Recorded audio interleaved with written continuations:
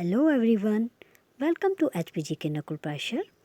जैसा कि आपको पता है, आगामी कुछ महीनों में जो है सी टैट, एच पी टैट या और जितने भी टैट होते हैं वो सारे कंडक्ट करवाए जा रहे हैं। और उसी कड़ी में ये मेरा आज का पहला वीडियो रहेगा सी टैट के लिए। जो भी स्टूडेंट्स सी टैट की प्रिपरेशन कर रहे हैं उनके लिए ये वीडियो बहुत इम्पॉर्टेंट रहेगा। जैसा कि आपको पता है, सी टैट का जब एग्ज़ाम होता है या किसी भी स्टेट का जो भी टैट का टीचर एलिजिबिलिटी टेस्ट होता है, उसमें 30 मार्क्स की जो है 30 या 30 से भी ज़्यादा मार्क्स की साइकोलॉजी पूछी जाती है।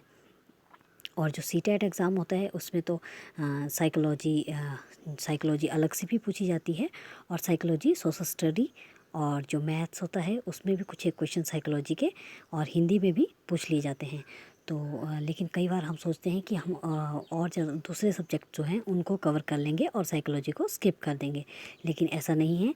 अगर हम साइकोलॉजी को नहीं पढ़ेंगे तो हमारी जो मेरिट होती है उसमें हमारे मार्क्स नहीं आ पाएंगे।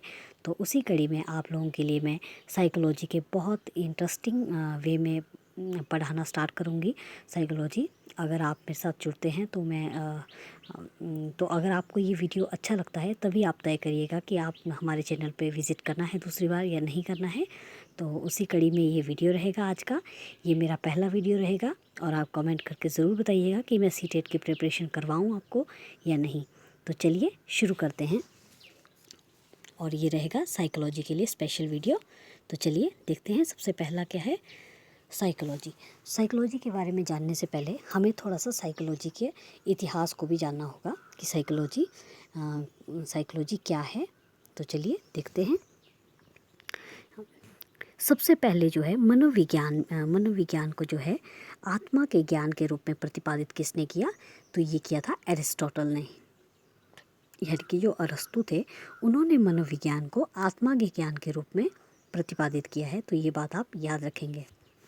उसके बाद हम, जैसे कि आपको स्लाइड में दिख रहा होगा, साइकोलॉजी 2 शब्द से मिलकर बना है। और साइकोलॉजी जो है ये शब्द है ग्रीक लैंग्वेज का ये शब्द है, और इसी के 2 शब्द से ये 2 वर्ड से ये बना हुआ है। एक है साइके, दूसरा है लोगोस। साइके प्लस लोगोस से मिलकर बना है साइकोलॉजी। और ये कौन सा, ये जो है ये ग्रीक शब्द है। और साइके का अर्थ होता है सोल यानी कि आत्मा, और साइंस का अर्थ होता है ज्ञान। तो साइकोलॉजी का जो इसका पूर्ण जो अर्थ हुआ उसका मतलब है आत्मा का ज्ञान। तो आप याद रखेंगे, साइकोलॉजी का जो साइके प्लस लोगोस से मिलकर बना है, और साइके का अर्थ होता है आत्मा या सोल, तथा लोगोस का जो अर्थ होता है वो होता है विज्ञान या शास्त्र या ज्ञान। तो शाब्दिक अर्थ के आधार पर मनोविज्ञान को क्या कहा जाता है? आत्मा के ज्ञान के रूप में इसको जो है स्वीकार किया गया है। आई होप आप समझ गए होंगे। साइकोलॉजी की थोड़ी सी आपको इंट्रोडक्शन हो गई होगी कि psychology is a Greek word, and ये जो है 2 वर्ड से मिलकर बना है, जो कौन कौन से हैं? Psyche plus logos. Psyche, meaning of psyche is soul, and the logos meaning is science. तो ये जो पूरा साइकोलॉजी का अर्थ है ये है आत्मा का ज्ञान। अब हम आगे देखते हैं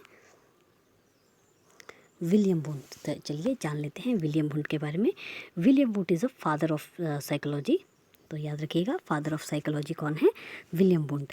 अब इनके बारे में हम थोड़ा सा जानेंगे, इन्होंने क्या क्या किया। आधुनिक मनोविज्ञान का औपचारिक प्रारंभ, यानी कि जो आधुनिक मनोविज्ञान है उसका जो औपचारिक रूप से जो प्रारंभ हुआ, शुरुआत मानी जाती है, वो कब मानी जाती है? 1879 को। तो आप याद रखेंगे, आधुनिक मनोविज्ञान की जो औपचारिक जो प्रारंभ था वो माना जाता है 1879 को, जब विलियम वुंट ने लिप्सिंग, याद रखिएगा नाम, लिप्सिंग LIPZIZ, लिप्सिंग जो एक जर्मनी में, लिप्सिंग जो है जर्मनी में एक मनोविज्ञान की इन्होंने शाखा स्थापित की। तो आपसे पूछ सकते हैं कि विलियम वुंट ने सबसे पहली प्रयोगशाला कहाँ पर बनाई? तो ये बनाई थी जर्मनी में, उसका नाम था लिप्सिंग। और ये कब बनाई? 1879 में। और विलियम वुंट को फादर ऑफ साइकोलॉजी भी कहा जाता है। तो ये था हमारी जानकारी विलियम वुंट के बारे में। अब हम जानेंगे कुछ एक जो भी हमारी बहुत इम्पॉर्टेंट फैक्ट्स हैं जो कि आपको साइकोलॉजी के बारे में सबसे पहले जानना बहुत ज़रूरी है, उनके बारे में हम जानेंगे। तो चलिए देखते हैं। सबसे पहले हम जान लेते हैं थोड़ा सा बाल मनोविज्ञान के बारे में। तो चलिए जानते हैं। बाल व्यवहार का अध्ययन करने वाली मनोविज्ञान की शाखा को बाल मनोविज्ञान कहा जाता है। याद रखिएगा, जो बाल व्यवहार का अध्ययन करवाती है उसी शाखा को क्या कहते हैं? बाल मनोविज्ञान। बाल मनोविज्ञान में जो बाल मनोविज्ञान होता है उसमें गर्भावस्था से लेकर किशोरावस्था प्रारंभ होने तक के काल के बारे में जो है हमें स्टडी उसमें किया जाता है। तो आप याद रख, आई होप आपको बाल मनोविज्ञान समझ आ गया होगा। अब हम जानते हैं साइकोलॉजी में के जो अन्य जो तथ्य हैं उनके बारे में। जैसे कि जो भी एजुकेशन से रिलेटेड, बच्चों के एजुकेशन से रिलेटेड हमें जो भी संस्थाएं बनाई गई हैं उनके बारे में हम जानेंगे। तो चलिए शुरू करते हैं। सबसे पहला यहाँ पे लिखा गया है NCERT। आपने बहुत बार सुना होगा NCERT, बहुत ही कॉमन जो ये हमारी संस्था है जिससे कि हमारा सिलेबस वगैरह जो भी टीचर्स को सिलेबस प्रोवाइड कराया जाता है बच्चों का। यानी कि एजुकेशन जो भी पूरे देश में एक सिलेबस की बात कही जाती है वो सारी NCERT से ही आती है। तो NCERT के बारे में चलो जान लेते हैं। NCERT की फुल फॉर्म है national council of education research and training. कई बार एग्ज़ाम में इसकी फुल फॉर्म भी पूछ ली जाती है। तो NCERT की फुल फॉर्म क्या है? National council of education research and training. अगर हिंदी में इसकी फुल फॉर्म की बात की जाए तो वो होगी राष्ट्रीय शैक्षिक अनुसंधान और प्रशिक्षण परिषद। और इसकी स्थापना हुई है 1 सितंबर 1961 को, और ये स्थापना की गई थी मानव संसाधन विकास मंत्रालय द्वारा इसको स्थापित किया गया। तो आई होप आप NCERT के बारे में आपको पता चल गया है कि कब इसकी स्थापना हुई और क्या इसका फुल फॉर्म है। अब हम जानते हैं जो कि हमारा दूसरा है CBSE की जो फुल फॉर्म है वो है central board of secondary education. तो central board of secondary education है, इसका हिंदी में फुल फॉर्म है केंद्रीय माध्यमिक शिक्षा बोर्ड। और इसका गठन किया गया 1929 में, यानी कि 1929 में जो है CBSE का गठन किया गया। एग्ज़ाम में आपसे ज़रूर ये क्वेश्चन पूछे जाते हैं, तो आप प्लीज़ इनको ज़रा ध्यान से देखें। नेक्स्ट है NCTE। जो NCTE है, सबसे पहले इसकी हम फुल फॉर्म देख लेते हैं, national council for teacher education. तो जो बाकी हमने देखी वो है बच्चों के लिए, और जो NCTE है वो टीचर एजुकेशन से रिलेटेड है। तो इसकी फुल फॉर्म आ गई national council for teacher education. और इसका गठन जो है, गठन तो इसका 1973 में किया गया था, लेकिन NCTE जो एक्ट है वो पारित हुआ था 1995 को। ये जो है, अगर आपसे गठन पूछा जाए तो 1973, लेकिन NCTE एक्ट जो है ये 1995 में ही पारित हुआ था। तो आप ये बातें याद रखेंगे। नेक्स्ट है UGC, यानी कि यूनिवर्सिटी ग्रांट कमीशन। तो विश्वविद्यालय अनुदान आयोग अधिनियम, ये हुआ है 1956 में पारित। तो आप याद रखेंगे UGC कब पारित हुआ, ये हुआ है 1956 में। नेक्स्ट क्वेश्चन है KVS, यानी कि केंद्रीय विद्यालय जो स्कूल्स हैं इनकी स्थापना सबसे पहले की गई थी 1963 में। नेक्स्ट है राष्ट्रीय साक्षरता मिशन। तो जो नेशनल लिटरेसी मिशन है, यानी कि NLM, नेशनल लिटरेसी मिशन, राष्ट्रीय साक्षरता मिशन जो है ये 1988 में शुरू हुआ। याद रखिएगा, राष्ट्रीय साक्षरता मिशन कब शुरू हुआ? 1988 में। नेक्स्ट फिर हमारे पास है MDM, यानी कि मिड डे मील, जिसमें कि पहली कक्षा से लेकर 8वीं कक्षा तक के बच्चों को दोपहर का भोजन उपलब्ध कराया जाता है। ये स्कीम चली है 1994 से लेकर 1994 या 95 से ही जो है स्टार्ट मानी जाती है। तो आप दोनों डेट्स आप याद रख लीजिए, आपको एग्ज़ाम में जो पूछी जाएगी आप उसको टिक कर ज़रूर करके आइएगा। और प्लीज़ कमेंट करके ज़रूर बताइएगा कि आपको वीडियो कैसी लग रही है, क्या मैं और इस साइकोलॉजी में और वीडियो बनाऊं या नहीं। प्लीज़ अपने सुझाव ज़रूर दीजिएगा। नेक्स्ट है नवोदय स्कूल्स जो आपने देखा होगा, जो एसटीज़ के लिए जो स्पेशली पहले तो ये एसटीज़ के लिए खोले गए थे। जो भी दूर दराज के क्षेत्र होते हैं उन बच्चों को सामान्य बच्चों के समान शिक्षा देने के लिए जो है नवोदय स्कूल खोले गए थे। तो ये कब खोले गए थे? 1986 में। नवोदय स्कूल की स्थापना कब हुई? 1986 में। नेक्स्ट क्वेश्चन है ऑपरेशन ब्लैक बोर्ड। तो ऑपरेशन ब्लैक बोर्ड जो है ये इसकी स्थापना मानी जाती है 1986-87 में। नेक्स्ट क्वेश्चन है राष्ट्रीय मुक्त विद्यालय यानी कि नेशनल ओपन स्कूल्स जो है, नेशनल ओपन स्कूल ये इनका गठन किया गया 1989 को।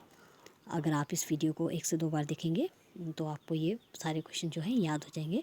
आई नो कुछ सन्स याद करने में हमेशा प्रॉब्लम रहती है, लेकिन अगर आप इनको 2 से 3 बार इस वीडियो को देख लेंगे तो आपको हमेशा याद हो जाएंगे। और आप चाहें तो इसको लिख के भी रख सकते हैं, ताकि लिख के रख सकते हैं, या अपनी जो दीवार होती हैं उन पे एक चार्ट बना के लिख सकते हैं, ताकि जब भी आप उठते बैठते उस पेज को देखें तो आपको हमेशा ही याद हो जाएं, और फिर आपको कभी ज़रूरत नहीं पड़ेगी कि आपके ऐसे क्वेश्चन भी एग्ज़ाम में गलत हों। नेक्स्ट है DPEP यानी कि डिस्ट्रिक्ट प्राइमरी एजुकेशन प्रोग्राम। तो जो डिस्ट्रिक्ट प्राइमरी एजुकेशन प्रोग्राम यानी कि DPEP है, ये 1994 में शुरू किया गया। नेक्स्ट है इग्नू की पहले तो फुल फॉर्म देख लेते हैं। इग्नू के बारे में आप सब जानते होंगे, और कभी ना कभी आपने इग्नू यूनिवर्सिटी के बारे में बहुत सुना होगा। इग्नू यूनिवर्सिटी से हम प्राइवेट जो है एग्ज़ाम अपनी एजुकेशन कर सकते हैं पूरी।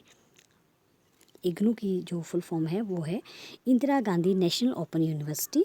इसका गठन किया गया सितंबर 1985 को। याद रखिएगा इग्नू की स्थापना कब की गई या गठन कब किया गया? सितंबर 1985 को। नेक्स्ट है एडल्ट एजुकेशन यानी कि प्रौढ़ शिक्षा कार्यक्रम। ये प्रोग्राम जो है ये प्रोग्राम शुरू किया गया 1978 को। 1978 में जो है एडल्ट एजुकेशन यानी कि प्रौढ़ शिक्षा प्रोग्राम शुरू किया गया। नेक्स्ट है राष्ट्रीय शिक्षा नीति। तो जो नेशनल पॉलिसी ऑफ एजुकेशन है ये 1986 में शुरुआत की गई इसकी, और इसके द्वारा जो पद्धति लागू हुई थी वो थी 10+2+3। तो जो अभी की हमारी जो न्यू एजुकेशन पॉलिसी है, जो कि न्यू एजुकेशन पॉलिसी 2020 है, उसके अकॉर्डिंग हमारी जो पद्धति है उसके अकॉर्डिंग, यानी कि न्यू एजुकेशन पॉलिसी के अकॉर्डिंग जो हमारी पद्धति है वो रहेगी 5+3+3+4। आगे हम उसके बारे में पढ़ेंगे। तो जो नेक्स्ट हमारा है BHU यानी कि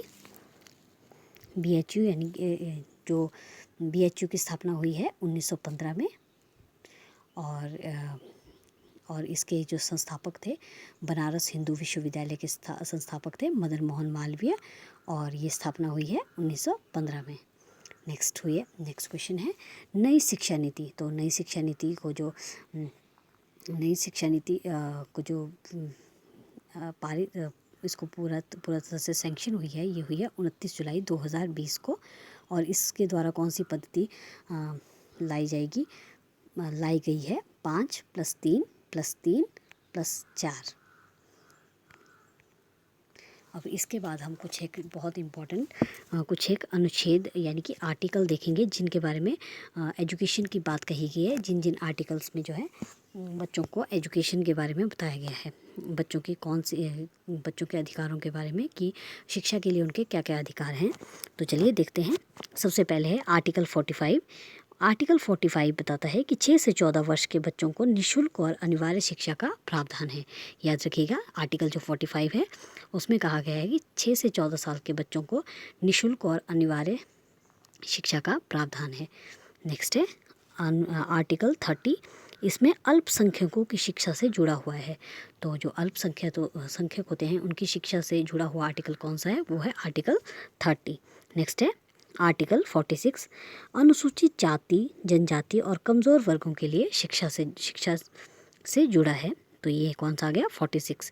याद रखिएगा SC ST और जो भी अल्पसंख्यक है उनकी शिक्षा से जुड़ा हुआ जो भी आर्टिकल है उसका नाम है आर्टिकल 46। नेक्स्ट है आर्टिकल 28, धार्मिक शिक्षा की स्वतंत्रता का प्रावधान किसमें है? ये है आर्टिकल 28 में। नेक्स्ट है आर्टिकल 350A। तो आर्टिकल 350A जो है 350A, इसमें कहा गया है कि मातृभाषा में शिक्षा सुविधा का प्रावधान है। जो मातृभाषा है हमारी, जो मदर टंग होती है, उसमें हम एजुकेशन प्राप्त कर सकते हैं। नेक्स्ट आर्टिकल है आर्टिकल 351, जिसमें हिंदी भाषा का विकास का प्रावधान है। हिंदी भाषा के विकास का प्रावधान किस आर्टिकल में है? ये है 351 में। नेक्स्ट है शिक्षा को 1976 के, यानी कि शिक्षा को जो 42वां संविधान जो कि 1976 में पारित हुआ, उसमें शिक्षा को समवर्ती सूची में जो है शामिल किया गया है। याद रखिएगा, शिक्षा जो है ये समवर्ती सूची का भाग है, समवर्ती सूची का ये पार्ट है। और इसे जो है कब इसको समवर्ती सूची का पार्ट बनाया गया? ये बनाया गया 42वें संविधान संशोधन जो कि हुआ था 1976 में। ये कुछ एक आर्टिकल थे जो हमने पढ़े। चलिए एक बार फिर से इनमें नज़र मारते हैं। आर्टिकल 45 जो है ये 6 से 14 साल तक के बच्चों की एजुकेशन की बात करता है। आर्टिकल 30 अल्पसंख्यकों की शिक्षा से जुड़ा है। और आर्टिकल 46 जो है ये SC ST तथा कमज़ोर वर्गों के बच्चों की शिक्षा से जुड़ा है। और जो आर्टिकल 28 है वो धार्मिक शिक्षा की बात करता है, यानी कि धार्मिक शिक्षा ग्रहण करना का प्रावधान भी है। और जो आर्टिकल 350A है उसमें मातृभाषा में शिक्षा की सुविधा का प्रावधान है। और जो आर्टिकल 351 है उसमें हिंदी भाषा के विकास का प्रावधान किया गया है। नेक्स्ट देखते हैं एजुकेशन उपग्रह एजुसेट की, ये 2004 में लॉन्च हुआ था। याद रखिएगा, एजुकेशनल जो उपग्रह है एजुसेट, जिसका नाम एजुसेट है, ये 2004 में लॉन्च हुआ। और नेक्स्ट हमारे पास है, नेक्स्ट जो क्वेश्चन है early childhood care and education, ये शाला पूर्व शिक्षा में संबंधित है। तो ये शैशवावस्था पूर्व देखभाल एवं शिक्षा है इसका। और इसमें कौन कौन से बच्चे, इसमें 3 से 6 साल तक के बच्चों की एजुकेशन जुड़ी हुई है। तो आई होप आपको ये वीडियो अच्छी लगी होगी। अगर अच्छी लगी है तो प्लीज़ लाइक शेयर कमेंट करके ज़रूर अपने फीडबैक दीजिएगा। Thanks for watching.